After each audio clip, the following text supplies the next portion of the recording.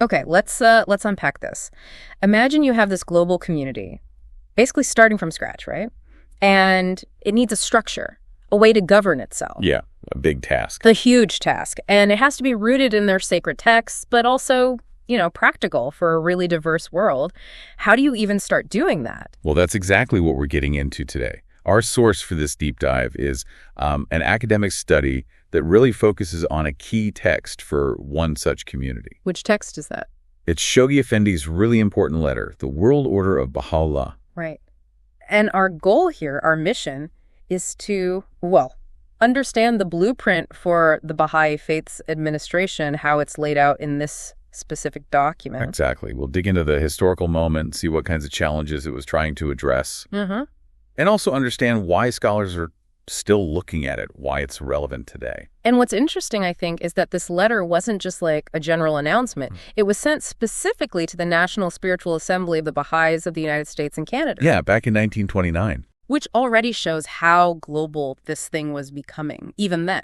This administrative structure. It really highlights the practical need, doesn't it? Yeah. For guidance, for clarity, especially in a community that was growing pretty fast. So for you, the listener, if you're interested in how movements build their identity, how they establish authority, navigate those tricky internal questions, this is kind of a case study. Definitely. How do you build something lasting? What happens when different interpretations pop up? Yeah, get ready. We're exploring the administrative DNA, you could say, of a world faith.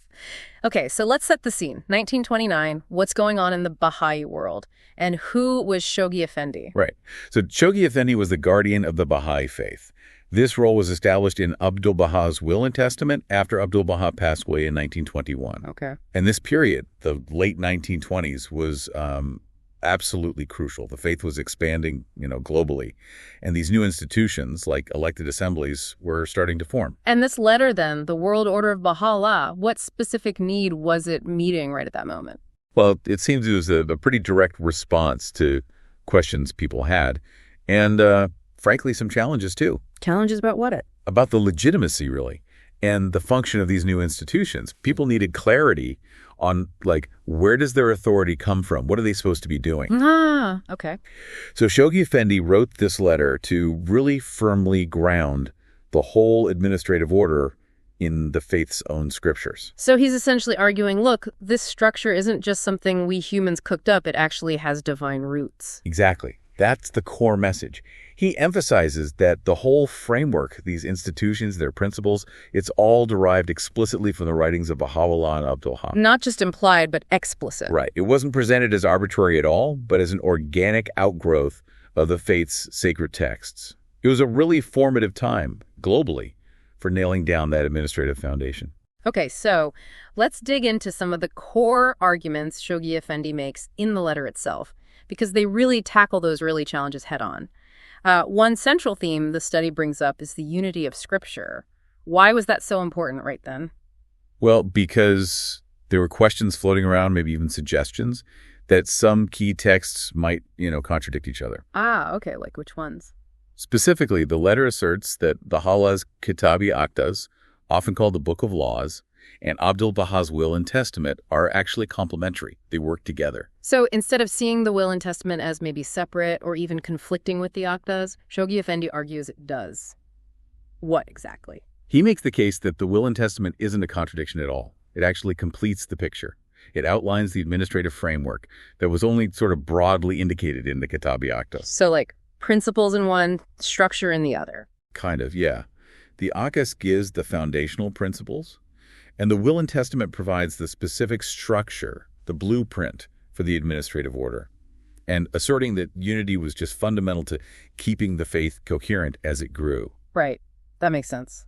And flowing kind of directly from that scriptural unity, the letter then defends the institutions themselves, like the local and national spiritual assemblies that we're developing. Exactly. He defends these bodies, which, were the direct forerunners of the houses of justice we see today. Mm-hmm. And he argues their authority comes from, not from human agreement or just practical need, but from explicit mandates found right there in the sacred texts. So they weren't just seen as practical committees for getting things done. They were presented as divinely ordained parts of the whole structure. Precisely.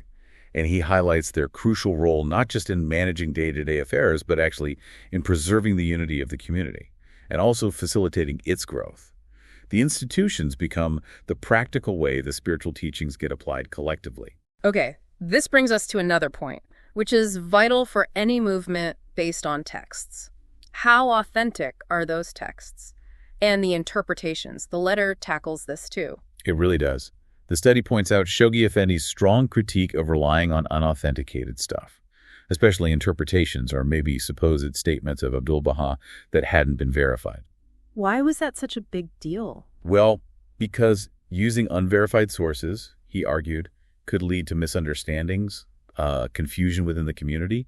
You need a solid foundation. So what did he advocate for instead? Using only authenticated texts, period, to ensure doctrinal purity. Makes sense. And the study connects this focus on verified sources directly to the principle of avoiding covenant breaking, which is basically about upholding the established line of authority and interpretation that's given in the main Baha'i texts. Right. If your whole structure is built on divine texts, you absolutely need to be sure about the accuracy of those texts and how they're interpreted. Otherwise, the foundation gets shaky. Exactly. It's paramount to staying true to that foundational covenant. Okay, so you've got the unified texts, the divinely rooted institutions.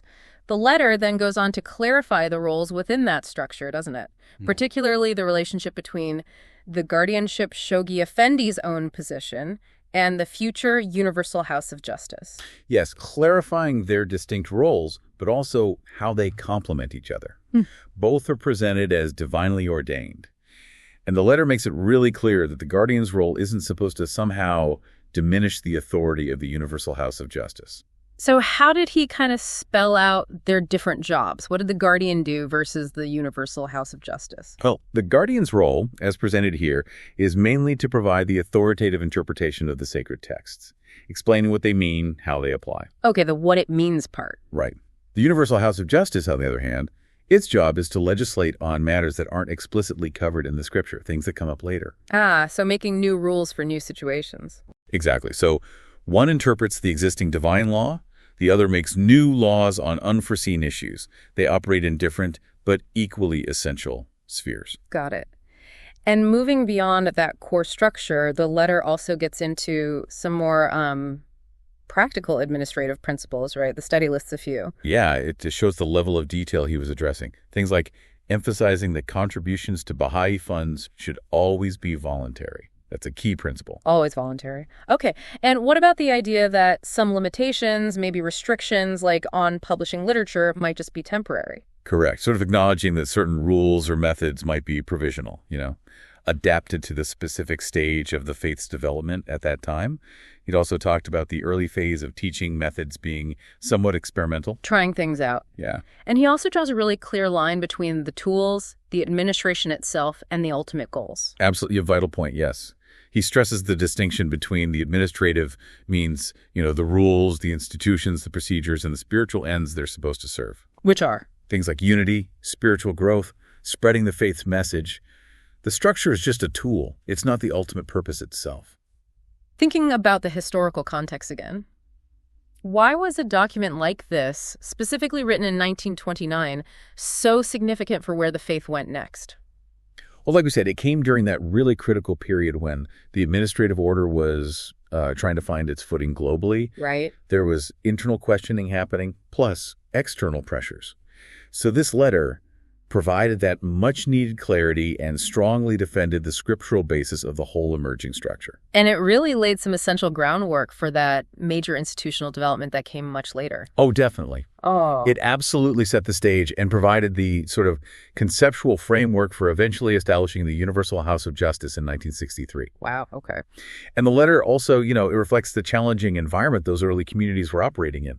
The study mentions opposition from Muslim clergy in Egypt, for example. So it shows Shoghi Effendi's efforts to unify and consolidate the global community, even while facing these kinds of challenges. Okay, let's put on the scholarly hat now, the one our source study uses.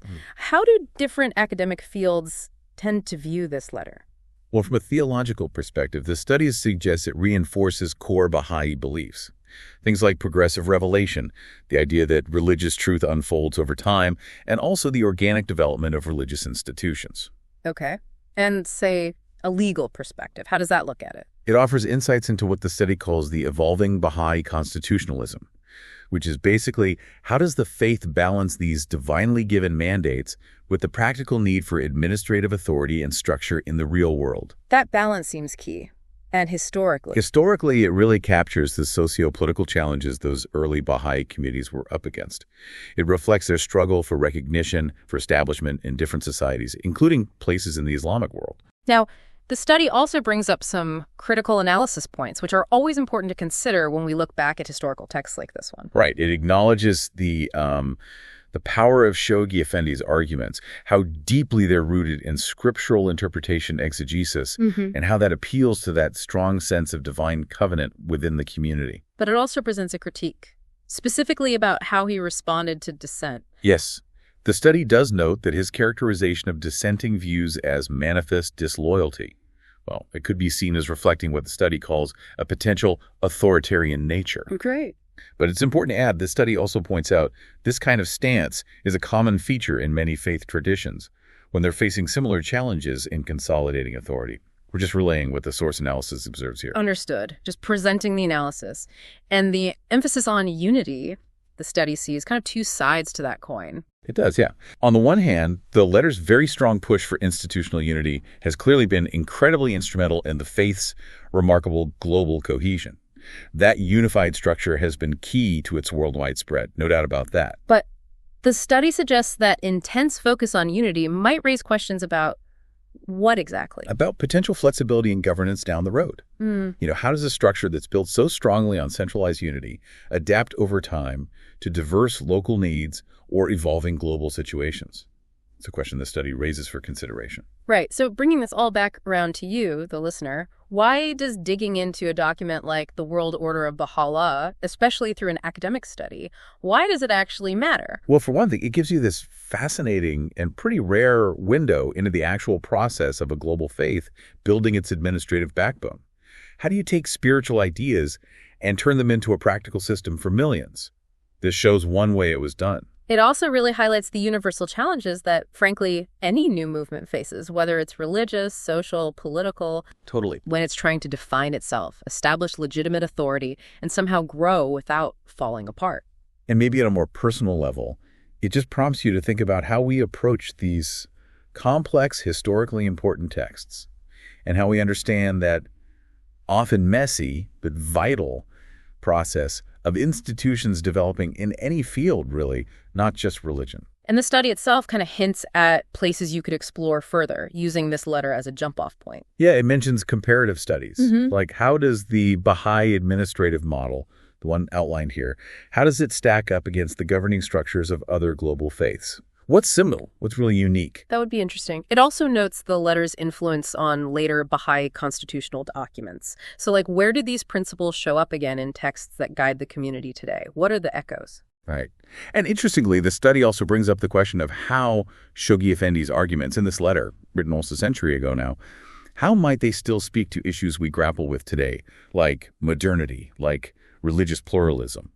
Does this blueprint still engage with our diverse global reality?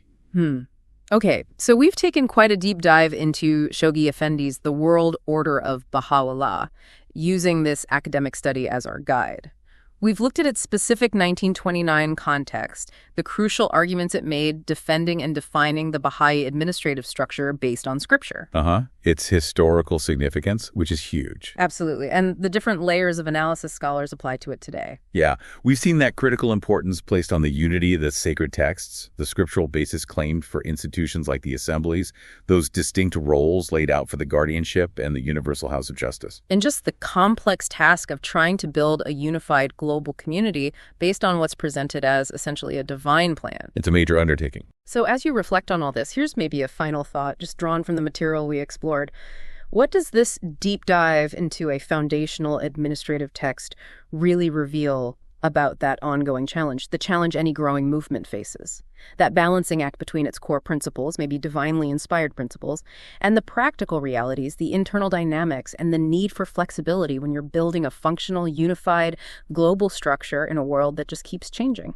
Something to think about. Yeah. Keep asking those questions, keep digging into the layers, and keep exploring.